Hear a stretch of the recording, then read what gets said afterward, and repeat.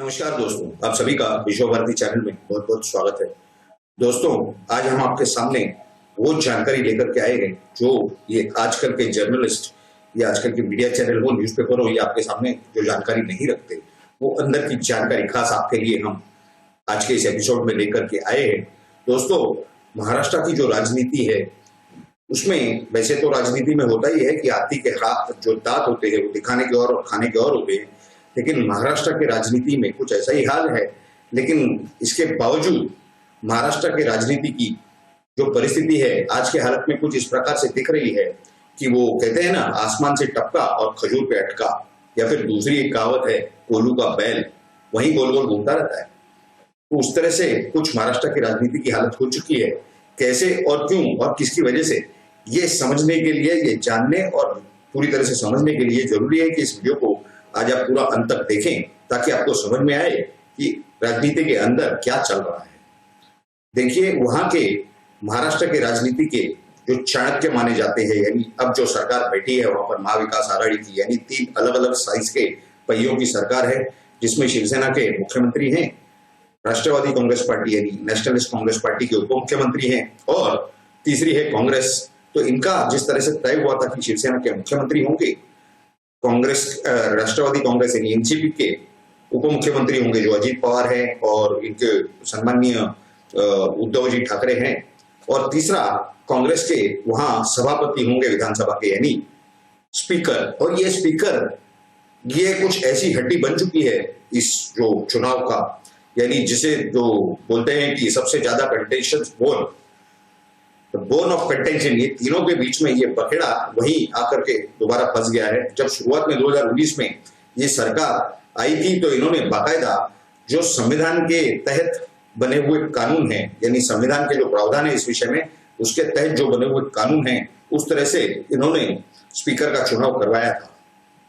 लेकिन फरवरी 2021 में, यानी लगभग 10 महीने पहले, जो नाना पाटोले हैं, जो कि आज की तारीख में कांग्रेस के प्रदेश अध्यक्ष हैं, उन्होंने अपना इस्तीफा दे दिया, त्याग पत्र दे दिया। तब से वो जगह खाली पड़ी हुई है। इसके अंदर मसला अब ये आ गया कि इन लोगों ने, यानी ये देखिए, सबसे पहले तो सुबह से शरद पवार साहब के 2 वक्तव्य आए हैं, और वो क्या कहते हैं 2 वक्तव्य में, उनका एक वक्तव्य इस तरह से है, उन्होंने कहा कि हमारे एक स्टेटमेंट यानी एक वक्तव्य की वजह से शिवसेना और भारतीय जनता पार्टी में दूरियां बढ़ गई। और दूसरा उनका एक स्टेटमेंट आया है कि प्रधानमंत्री नरेंद्र मोदी जी ने हमारे साथ सरकार, महाराष्ट्र की सरकार बनाने का, भारतीय जनता पार्टी और राष्ट्रवादी कांग्रेस पार्टी ने, एनसीपी ने मिलकर के सरकार बनानी चाहिए, इस तरह का प्रस्ताव हमें दिया था।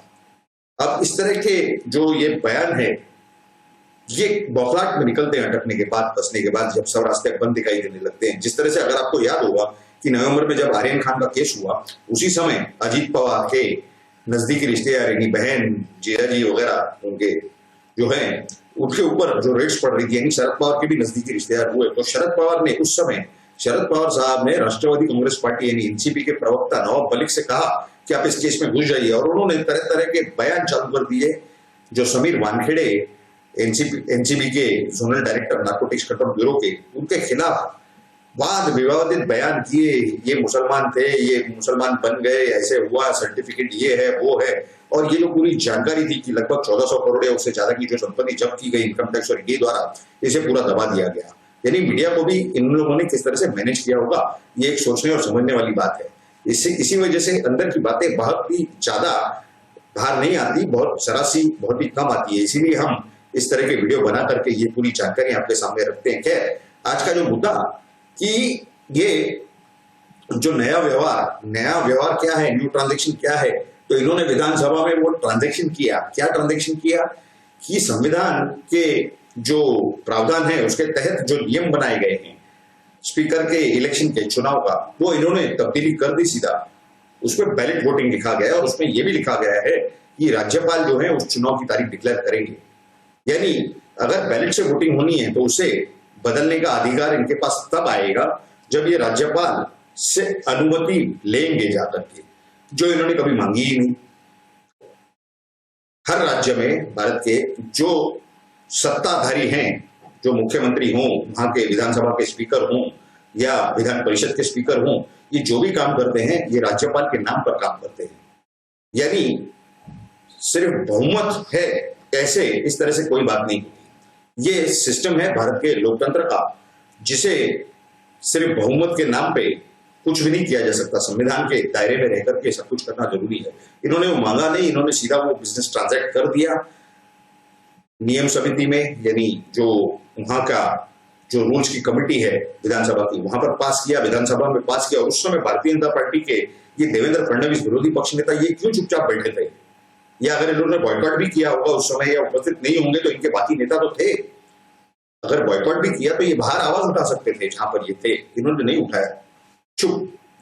खैर, ये एक बात हो गई। दूसरी बात, ये होने के बाद में भी उन्होंने राज्यपाल को कोई इंटीमेशन नहीं भेजी उनके अप्रूवल के लिए, उनकी मान्यता के लिए। लेकिन अब जब स्पीकर का चुनाव इन्होंने खुद आपस में मिलकर, यानी नानी पकाने वाली नवा से खाने वाले, इस तरह के हालात में इन्होंने जब स्पीकर का चुनाव 28 दिसंबर 2021 को लेना तय कर दिया, उसके कुछ दिन पहले यानी पिछले 48 आवर्स के अंदर उसके पहले ये जाते हैं राज्यपाल के पास, ये प्रतिनिधित्व लेके तीनों पार्टियों के नेता, उसमें से एक आध दो मंत्री भी थे, उन्होंने जाकर के वहां बताया कि इस तरह से नियम बदले गए और ये चुनाव हम चाहते हैं कि 28 तारीख को हो जाए। उसका जवाब राज्यपाल जी ने क्या दिया? सम्माननीय राज्यपाल जी ने उन्होंने कहा कि आपने ये जो नियम बदले हैं इसके तहत चुनाव नहीं हो सकता, ये असंवैधानिक है।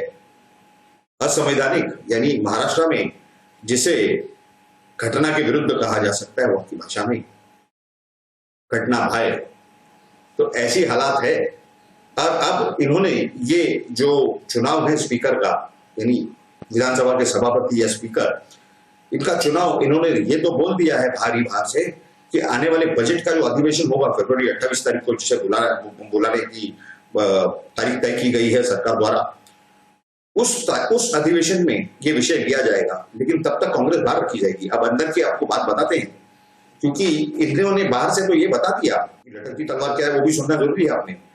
इन्होंने बाहर से तो ये बता दिया कि एक काम अगर संविधान में नहीं बैठ रहा है, असंवैधानिक हो रहा है और आगे का कदम अगर हम उठाएंगे तो संविधान का भंग होगा। इस वजह से राज्यपाल वहां पर अहवाल भेज देंगे, रिपोर्ट भेज देंगे केंद्र में गृह मंत्रालय को कि यहाँ पर असंवैधानिक तरीके से काम हो रहा है, संविधान को छोड़ करके काम हो रहा है और ये संविधान के तहत नहीं चल रही है सरकार जिसकी इन्होंने शपथ ली थी।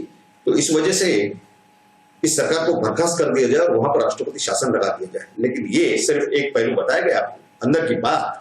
अंदर की बात दोस्तों ये है कि कांग्रेस की तरफ से जो दो नाम आ रहे थे, यानी हम ये नहीं कहते कि ये घटना के खिलाफ नहीं है या गैर संवैधानिक नहीं है, ये नहीं कह रहे हैं। गैर संवैधानिक तो हो ही जाता, पहले से जो करके बैठे वो गैर संवैधानिक असंवैधानिक है।